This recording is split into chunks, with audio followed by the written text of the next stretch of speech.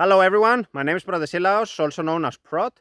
In this video I want to do some philosophy. I want to talk about the topic of the slow-paced experience. This will be the title of the video and I will expound on this and tell you what I mean by this phrase.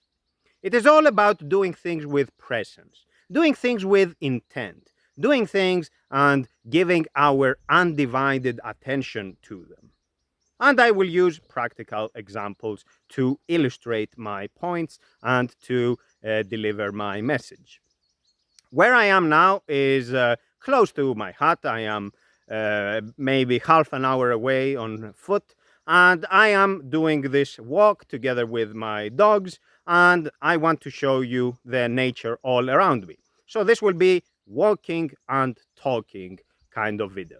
Since I think it's a good idea for you to get an idea of my walks, I will switch to the rear camera and then I will continue with philosophy. So let me switch and you will get to see. And here we are. We are on we are close to the river here, so it's a valley where I am.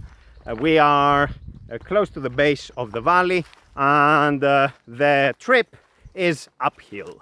The idea is for me to go up the mountain, so there is a long way to go and we will be talking the whole time.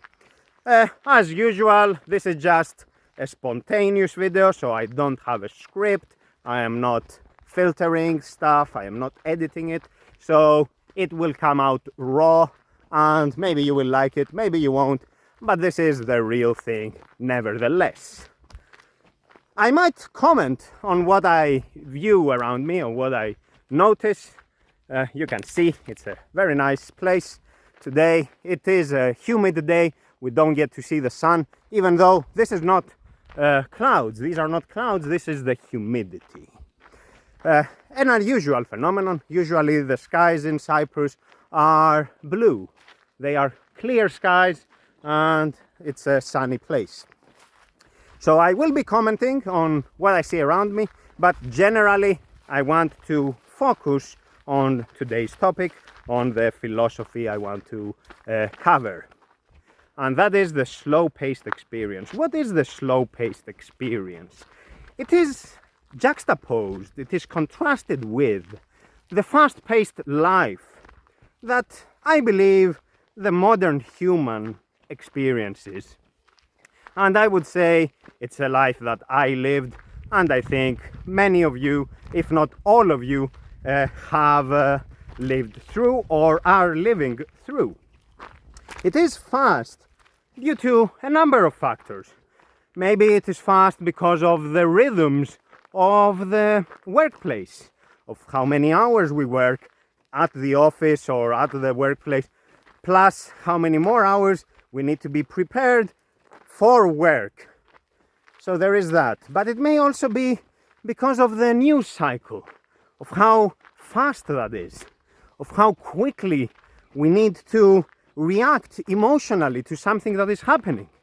It evokes emotions of anger and frustration and helplessness.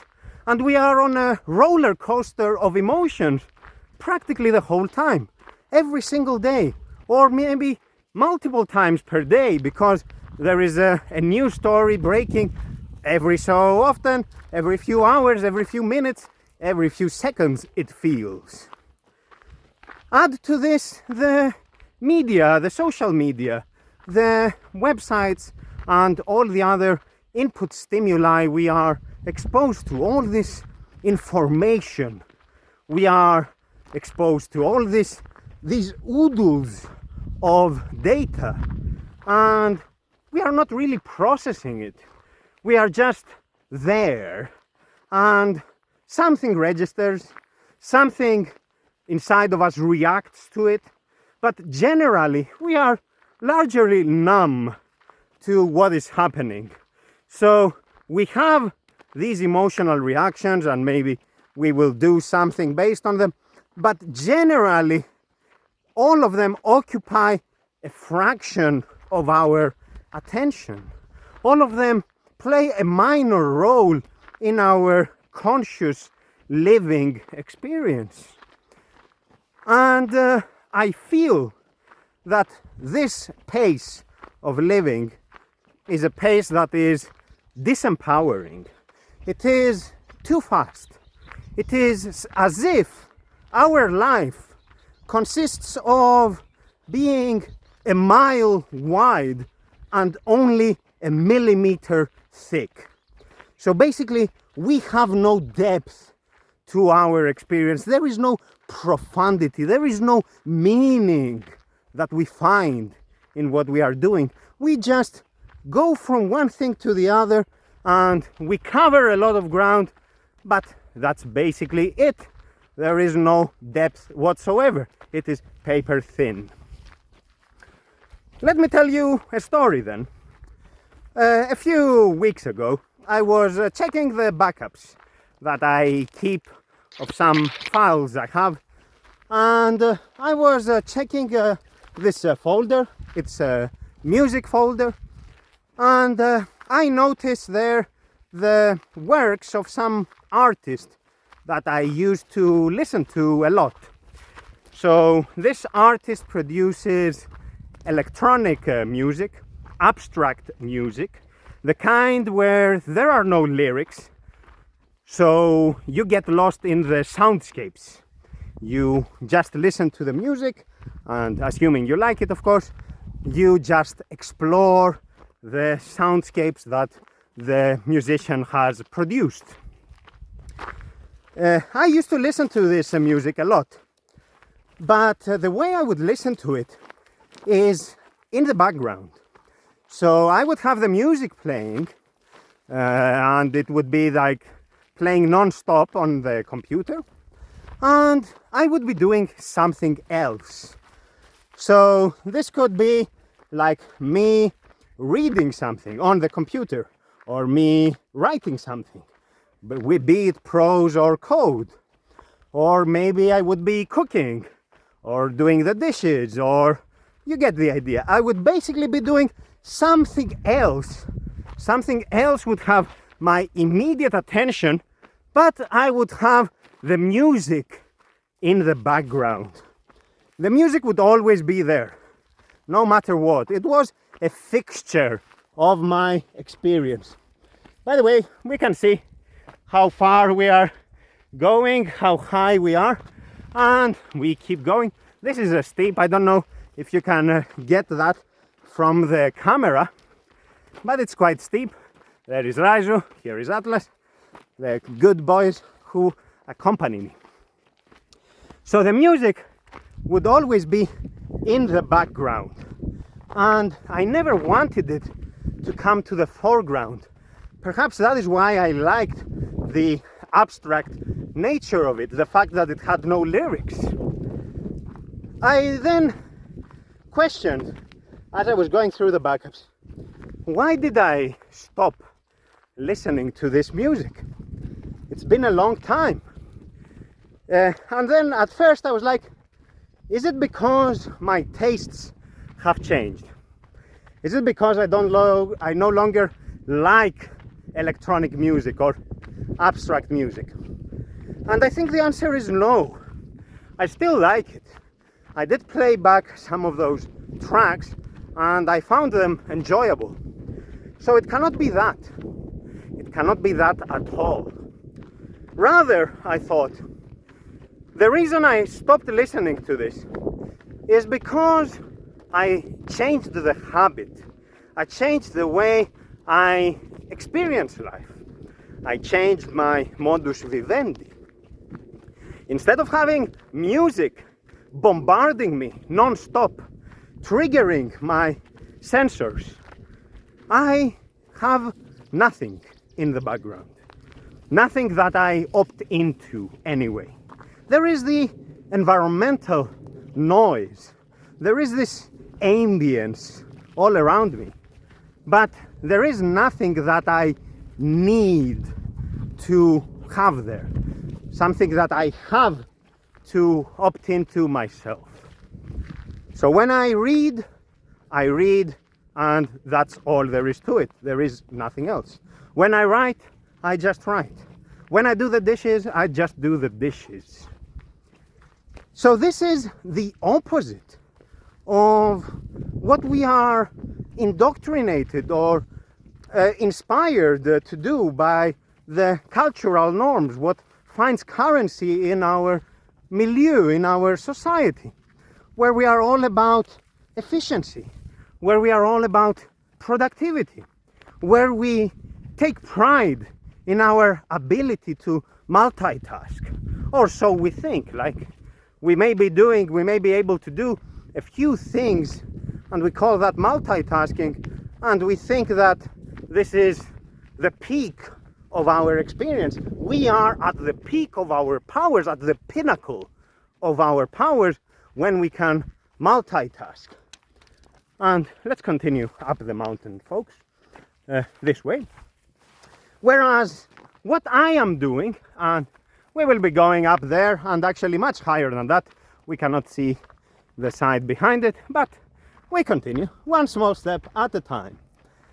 So what I am doing is the opposite of multitasking. It is about doing one thing at a time, one thing with intent, one thing with commitment, one thing with presence. And the reason is that I do this because I want to experience things in depth. I don't want to cover all the available options. I don't want to see everything but not experience anything. I want to go in depth, and I want to feel that there is me participating in it, participating in my world, in my subjective reality. I want to be a member of that world. I don't just want to be there, a spectator of a world that just passes by me at a blistering pace. Oh, so there is somebody by car. Γεια σου φίλε. Πας κάτω. Εντάξει. Okay. Ήρεμα Ράιζου. Okay, so we are good. Let's continue, folks. I'm not sure which way we should go. I think this way. So let's continue. Έλα Ράιζου, πάμε από εδώ. Okay, so there is that. People are off from work and they are on their way back home, so that's nice. But I don't think this is a good track to go from with that kind of motorcycle. But anyway, they work with what they have, and that's fine. So what I was saying is that I want to experience things in depth, and I want to feel like I am participating in my world, not in the world at large. It doesn't matter. It doesn't matter if I am making an impact in the world at large all around me. What matters is that in my subjective world, I am a participant of. By the way, this is where I came from. You can see already how high it is. I walked past that point a few minutes ago. You can rewind the video and see. I want to be a participant in my world, a participant in this little world where it doesn't really matter what I do. Like doing the dishes, it doesn't matter at all. The world outside of me doesn't depend on my performance. Okay, so I don't feel any kind of burden. I don't feel any kind of duty to perform for the greater good, for the salvation of humanity and the preservation of the species or whatnot. No, this is just a little thing, an inconsequential thing, which only matters in relation to the concatenation of events that inform my subjective world, my little world. And I want this experience to be meaningful in this subjective way. It is meaningful for me. It is meaningful here. It is meaningful now. It doesn't matter if it is grandiose or not. That is irrelevant. What matters is that I am a participant. I am making tangible contributions to my world. And this is why I want, when I do things, I want to pay attention to them. And I want to do them intentfully. I want to do them because I understand why I am doing it. I am doing it because it makes me feel good. It makes me feel like I am a member of this world. I belong here. I am not just a passerby, or rather not a passerby, that's wrong. I am not a spectator, passively consuming information, the news cycle as it were, sitting on my sofa and experiencing the world through my sofa. I don't want that. I don't want that. I don't want to experience the world in such a way and have others dictate what I should be feeling every evening, every morning, every night. Because this is what the news cycle wants, or what the social media wants. What is the latest controversy I should be angry about? Why should I be angry? Look at this beauty all around me. Why should I be exposed to artificial, to manufactured anger when all around me there is calmness? There is this beauty of the great outdoors, all these colors, all these odors. You cannot smell this place, but it is wonderful. I can hear the bees, I can hear the birds. Why should I feel anger just because some platform promotes that? And anger is just an example, right? Whatever kind of emotion, whatever is on the agenda. Why should I feel something that is not consistent with my immediate actuality, with my immediate environment? Look at this. Look at this. This is calm. This is relaxing. This is serene. This is peaceful. And I want the world outside me to be aligned with the world inside of me. I want to be like this. I want this to be a reflection of how I feel, how my subjective world is.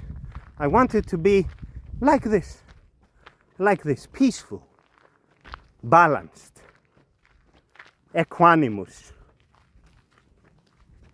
beautiful. So I was reminiscing about events that made me change my ways and start thinking critically of the fast-paced experience. So let me tell you another story. As you may know, I used to work at the European Parliament. And of course, that's a place of power in the European Union. And you have a lot of powerful people there, the members of the European Parliament, the politicians. So one night I was invited by a friend and co-worker for dinner. And a powerful person was also invited, another friend of ours. We sat there and were having our drinks and having a good time. Back then, that was maybe more than 10 years ago actually. Back then I used to drink alcohol as well, now I don't. So we were having some wine and we were enjoying our time together. And after a while, our powerful friend was on the phone, checking Twitter, checking or whatever it was, I don't know. But every few minutes or seconds, I don't even remember anymore, we would hear the notification sound. Turururun, turururun. So every so often we will get some notification, some update. Things are happening in the world. And our friend, of course, it's partly his job, partly his habit, bad habit, I may add, to follow all these updates. And so I noticed then that our friend was not really present. He was co-located with us. We were all in the same room. We were all drinking from the same bottle of wine. But he was not really there. His attention was elsewhere. It was in a world that was far withdrawn from his immediate experience. Because at the moment where we were sitting on the table all together, there was no anger, there were no controversies, there was nothing. It was just a friendly atmosphere. Three men just having a good time, just talking and drinking peacefully. So then is when I started to notice how easily our devices and our habits of following all the news updates, all the information that comes our way, how they distract us and how they drag us along this experience I described earlier as being a mile long and a millimeter thick, or a millimeter thin in that regard.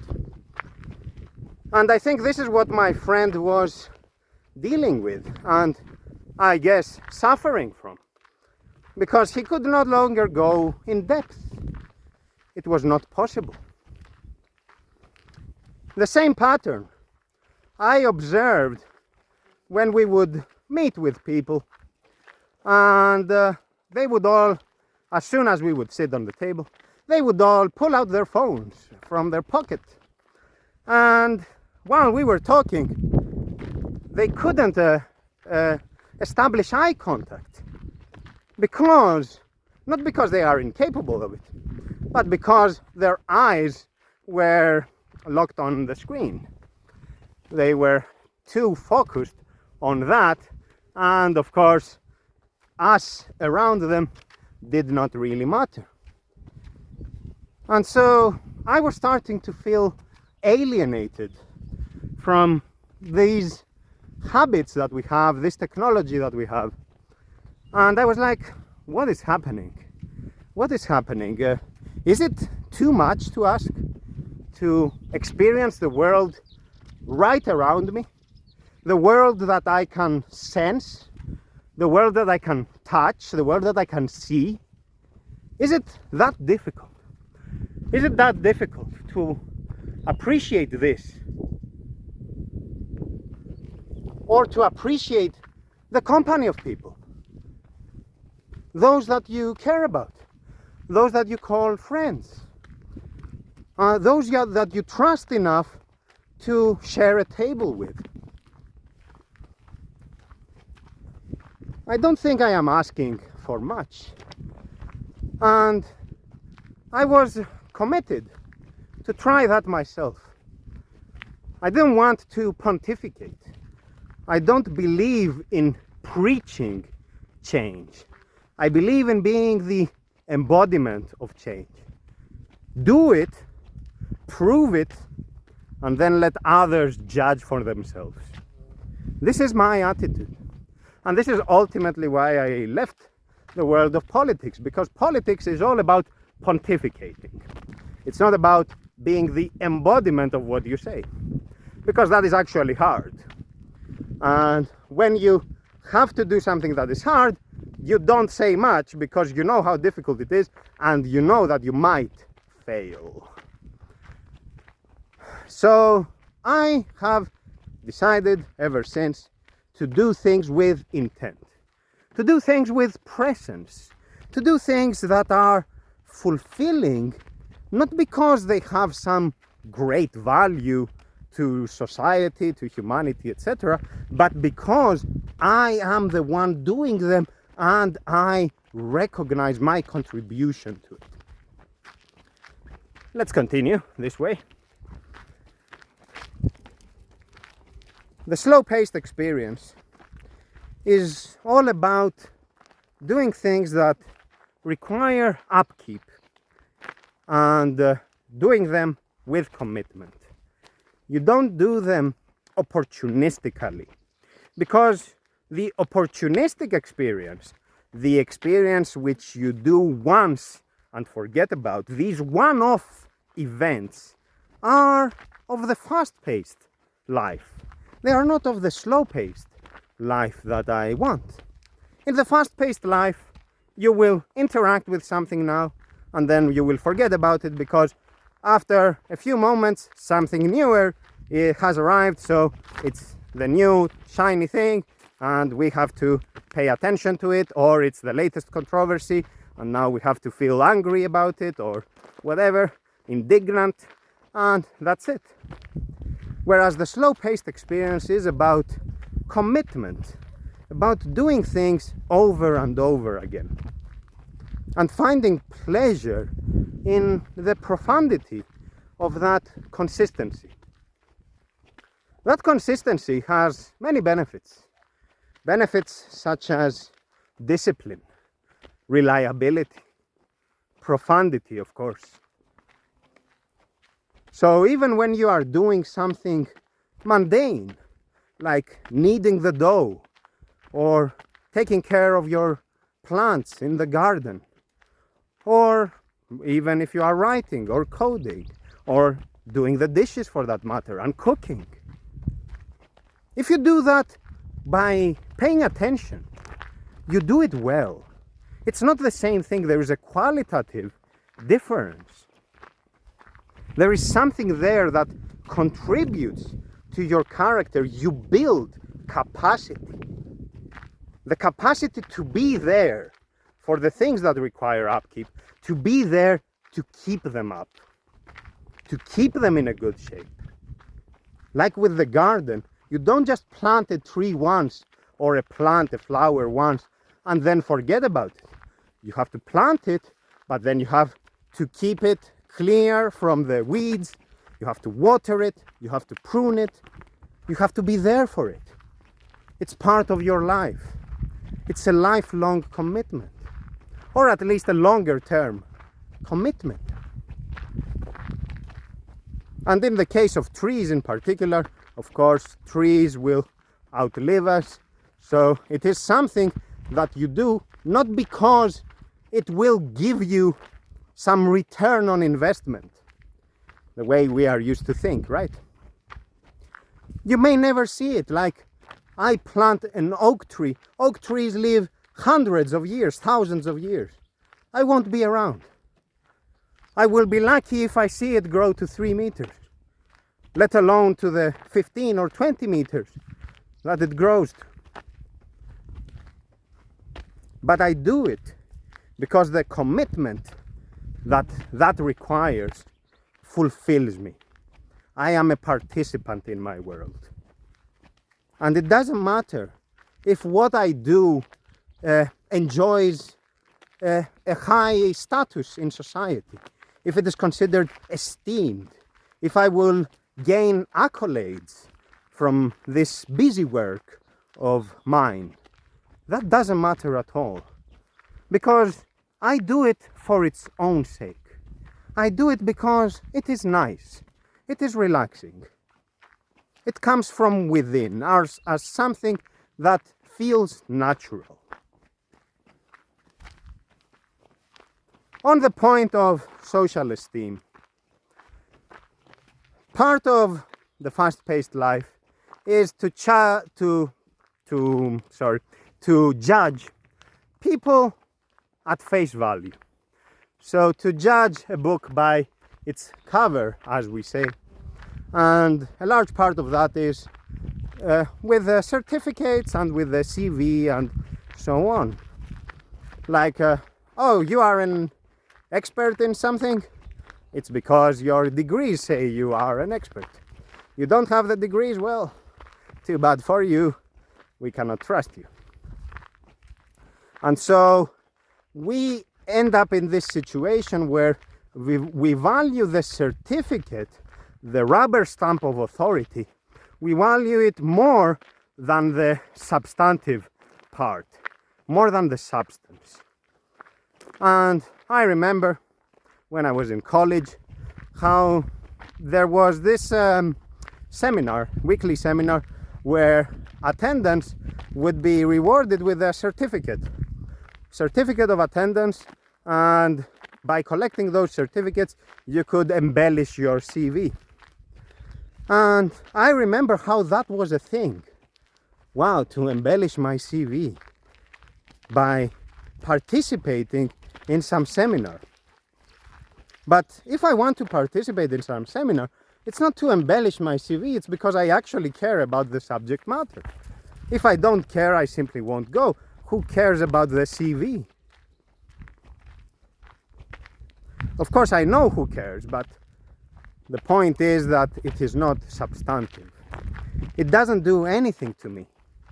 I don't feel better if I have an illustrious career, a pretty CV, an impressive resume.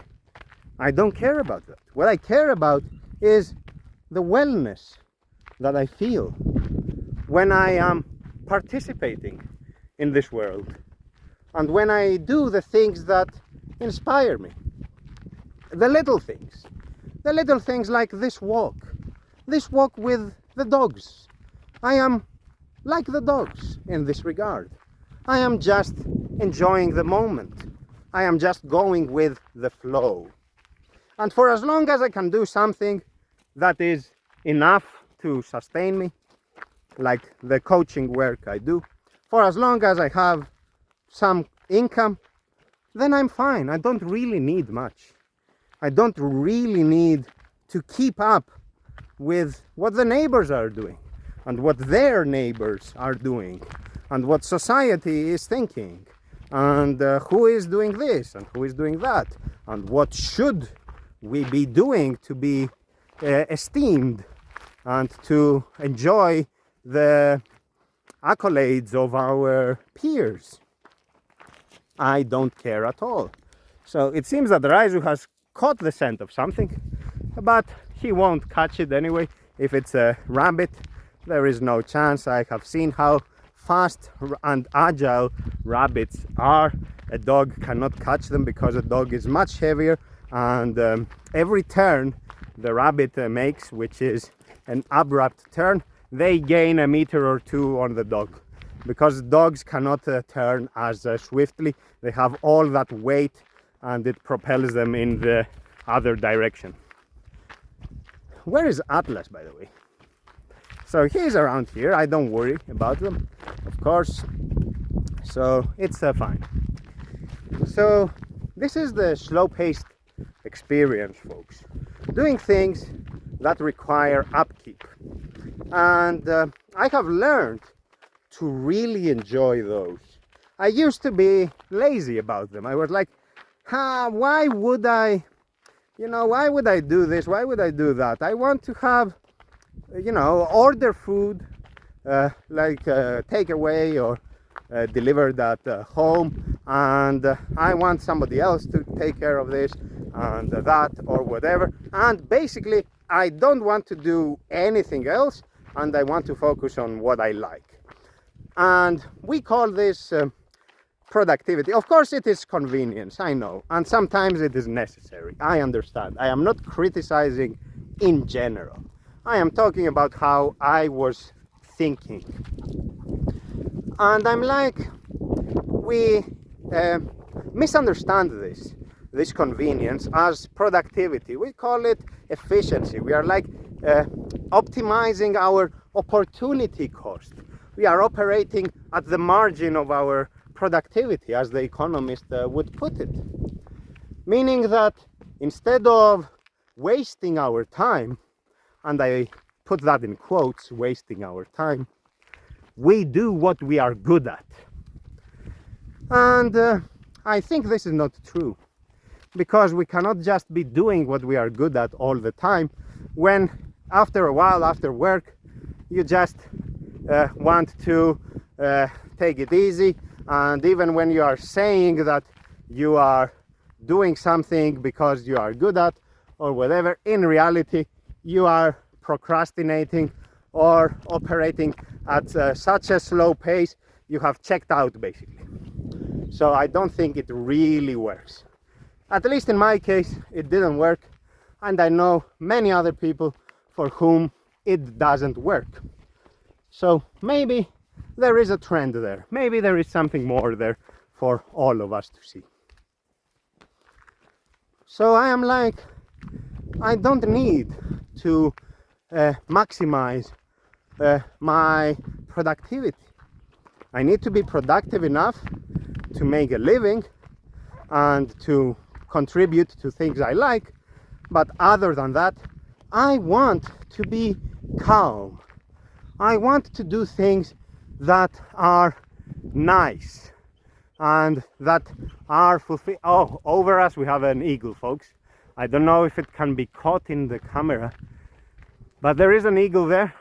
Let me see if I can zoom in. Let's see. Yeah, there it is. Wow, you see how high it is? What happened? There it is. Of course, you cannot tell that it is an eagle through the camera. This is terrible. But trust me, this is an eagle. Of course, no bird can just fly up there, right? No, not every bird.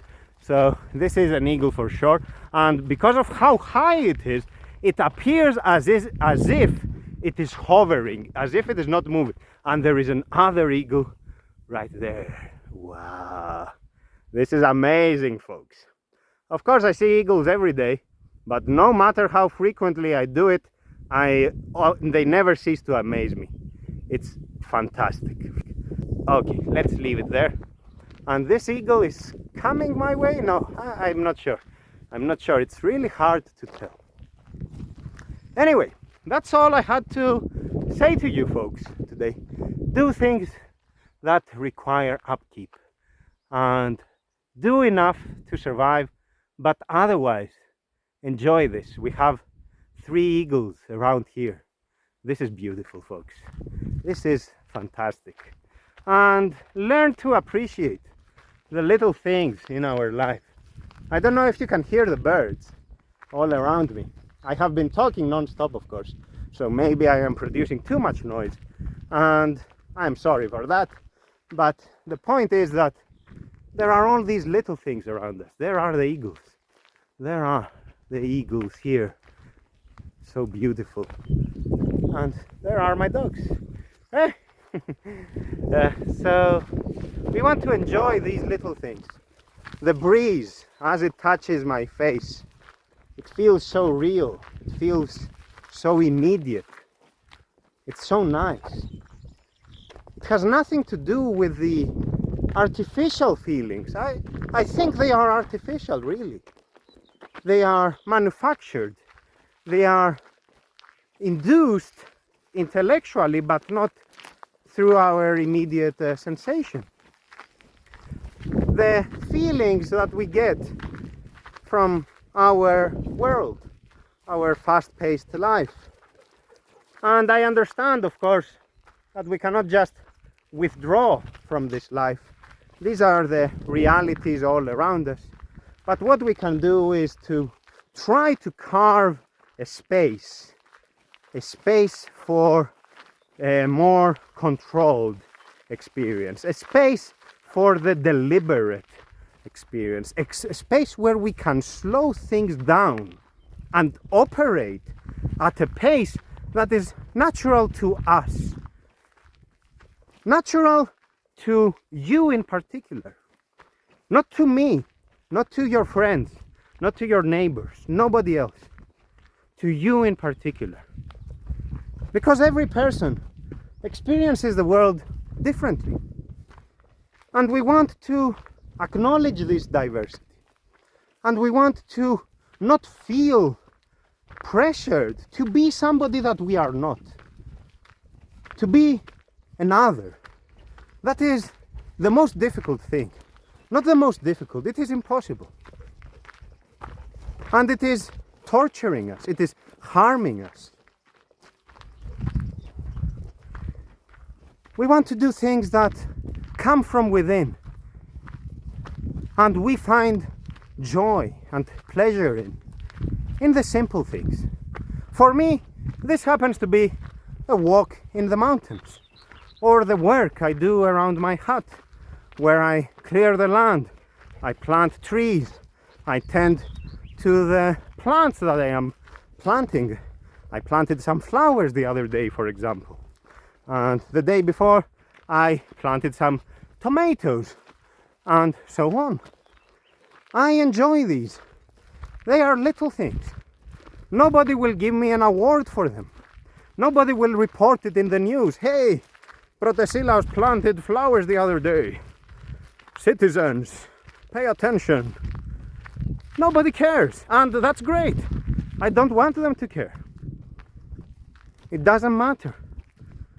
I just want to do something that is okay for me. Something that will continue to be okay for me. Something that is sustainably good. And sustainability is key in this regard because of the slow-paced nature of it. We won't be switching tasks the whole time.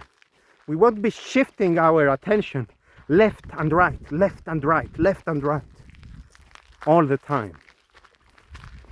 We will keep it fixed on the things we like, the few things, the little things. And we will learn to appreciate them more. The more we do them, the more we pay attention to them. And we will be content. We will come peacefully, and we will live peacefully. So there is that. So that's all for today, folks. Let me switch to my camera then and salute you. So that's all. Thank you very much for your attention, folks. I will continue walking here with the dogs. We still have a long way to go to the top of the mountain over there. I think we need another 20 minutes maybe to reach the top. And then of course it's the way down, but we will go in a circle. We won't come down this way. We will go down that way. So it will be one of my long walks, of the walks that I really enjoy. And this wind and the eagles in the sky, it's fantastic. I really like it. It's an enthralling experience. That's all for today, folks. Thank you very much for your attention. Take care, goodbye, and remember to do the things that you like, the things that are little, the things that are inconsequential in the grand scheme of things. The grand scheme of things does not matter. What matters is that we are participants in our small, in our subjective world. And this is what I am doing here and what I enjoy. Take care, folks. Goodbye.